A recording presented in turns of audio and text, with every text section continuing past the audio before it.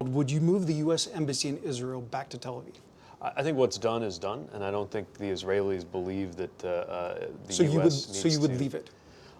Look, we need a big picture strategy on the Middle East. I don't know that we gain much by moving it to Tel Aviv. I will say that. So President Trump did the right thing? No, I didn't say that. Look, Well, you did. You wouldn't undo it. that doesn't mean he did the right thing. Here's the problem with what he did, is that if you're going to make a concession like that, if you're going to give somebody something that they've wanted for a long time in the context of a push-pull, even with a strong ally like Israel, right? We have a push-pull relationship.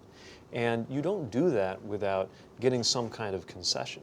Instead, we've seen the Israeli government continue to act in ways that are detrimental to peace, and I believe, therefore, also detrimental to U.S. interests. It's the same thing with the recognition of the Golan. Look, the Israeli claims in the Golan are not something to be ignored. They have a lot to do with legitimate security interests. But when we did that, we were doing something that could have been part of a negotiated package, and instead we just gave it away.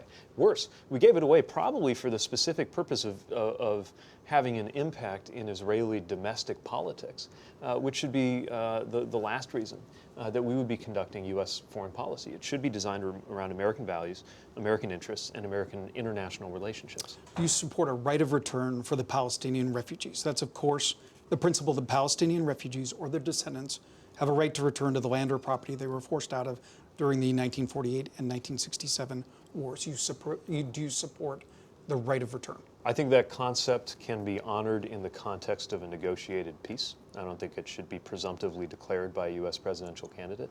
I'm concerned, though, that we're walking away from the possibility of peace. When you have the Israeli government talking about annexing parts of the West Bank. So you would not insist on that?